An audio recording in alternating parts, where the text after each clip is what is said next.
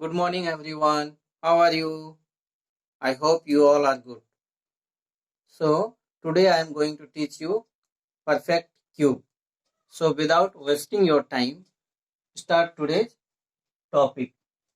So, perfect cube, इसको हिंदी में हम पूर्ण घन कहते हैं. अगर डिफिनेशन की बात करें तो a perfect cube is a number that is the cube of an integer. Integer को हम पूर्णांक बोलते हैं. अगर हम इसको हिंदी में कहें तो कोई भी ऐसा नंबर जिसको 3 बार उसी से मल्टीप्लाई करने पर जो आता है उसको बोलते हैं परफेक्ट क्यूब. इसी को हिंदी में बोलते हैं पूर्ण घन. एग्जाम्पल के तौर पर मैंने 2 लिया है. 2 to the power 3. Power 3 means ये जितना लिखा होता है उसको उतने बार लिखा जाता है. Power. So 2 to the power 3 means 2 into 2 into 2 equal to 8. और इस 2 को रूट कहते हैं. क्यों? क्योंकि इस 2 से ही ये 8 बना है. So I hope you understand about perfect cube. अब आइडेंटिफिकेशन. अब हमने डिफिनेशन जान लिया कि परफेक्ट क्यूब होता क्या है. अब आइडेंटिफिकेशन मीन्स अब हम पहचानेंगे कैसे. पहचान कि कोई भी नंबर जो दिया गया है, अगर मैं कहूं 4 6 8 9 3, क्या ये नंबर परफेक्ट क्यूब है? तो आप देखते ही बोल सकते हो कि ये है या नहीं. तो इसके लिए आपको जानना होगा डिजिटल सम. इसको डिजिटल सम. अगर डिजिटल सम मैं आप लोगों को बताऊं, डिजिटल सम मीन्स होता क्या है. जैसे मैं एक नंबर लिखता हूं 2 3 4 5, तो इन सभी नंबरों को जोड़ लीजिए. 2 3 5 5 4 9 9 और 5 14.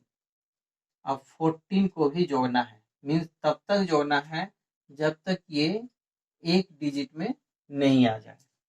तो क्या हुआ, ये 2 3 4 5 का डिजिटल सम 5 हुआ. इसी तरह से आप और एक समझ लीजिए 4 2 9. अब इसका digital some 4 + 2 + 9, 4 + 2 6 + 9 equal to 15, 5 + 1 equal to 6. तो 429 का डिजिटल सम या डिजिट सम 6 हुआ. तो डिजिटल सम, आप लोग डिजिटल सम याद रखिए 0 1 8 या 9. अगर किसी भी नंबर का डिजिटल सम 0 1 8 या 9 आता है तो आप उस नंबर को कह सकते हैं कि वो परफेक्ट क्यूब होगा. लेकिन कंफर्म नहीं कह सकते कि होगा ही. हो सकता है, क्योंकि बहुत ऐसे नंबर होंगे जिसके लास्ट में ये होगा लेकिन परफेक्ट क्यूब नहीं भी होगा. लेकिन आप ये कंफर्म कह सकते हैं कि जिस नंबर के लास्ट में, जिस नंबर का डिजिट सम 2 3 4 5 6 7, ये बस इतना नंबर आपको याद रखना है.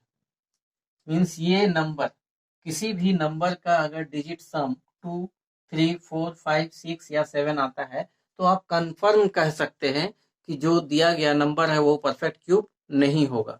लेकिन अगर उसका डिजिट सम 1 8 9 या 0 आता है, 0 तो नहीं आएगा, तो मैं इसको हटा देता हूँ. सम, किसी भी नंबर का सम अगर हम निकालेंगे तो उसका सम 0 नहीं आएगा. और बस आपको इतना सा नंबर याद रखना है.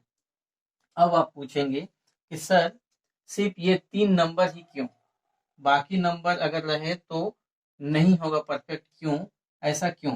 तो आप लोग को मैं बता दूं आप 1 का क्यूब कर लो, 2 का क्यूब, 3 का क्यूब, 4 का क्यूब, 5 का क्यूब, 6 का क्यूब।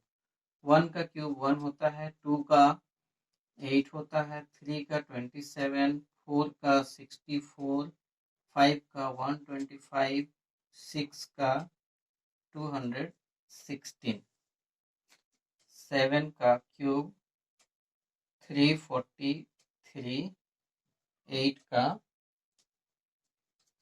512, 9 का 729 और 10 का 1000।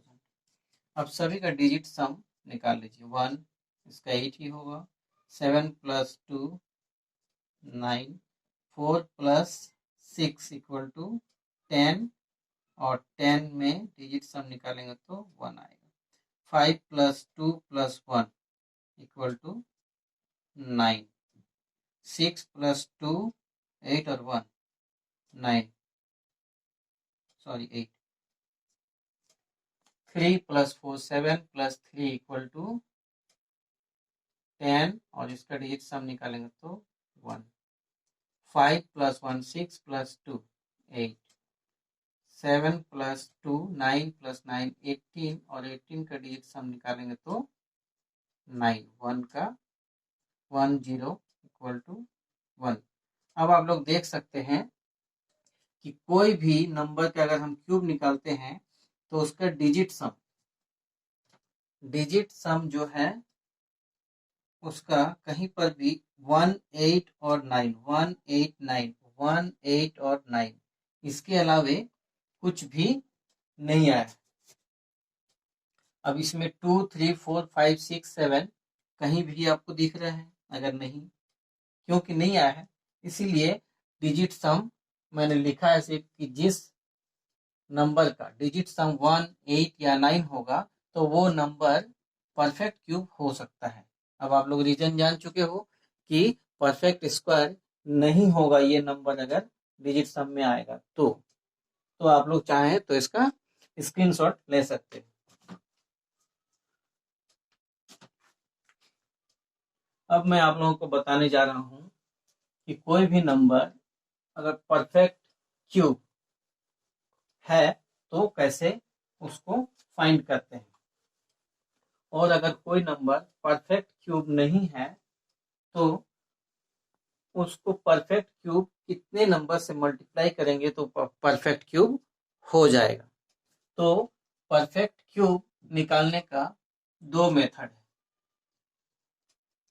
फर्स्ट है ट्रेडिशनल मेथड और सेकंड है मॉडर्न मेथड। ये मेथड मैंने अपने मन से लिखा है। एक्चुअली ये मॉडर्न मेथड मीन्स ये ट्रिक है, इससे ट्रिक से निकालते हैं।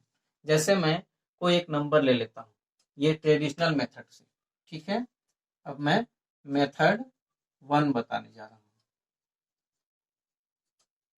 मैं 525